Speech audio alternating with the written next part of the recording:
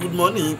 Eka ngaro Irawo Owuro Awujire bi Irawo Owuro ètò ńlá ni. Ó ti yàn na Owuro láwa lágbéṣayé ọmọ lágbéṣayé wa. Irawo Owuro Ó kọ́ ọmọdé lọ́gbọ́n ó dẹ̀ kọ́ àgbàlagbà lọ́gbọ́n. Ètò Irawo Owuro ètò tí ẹni láti máa wò ni. Irawo Owuro kò ṣe máa wo ètò ni. Ẹni fẹ́ bí ìṣẹ́. Ẹ máa wò Irawo Owuro.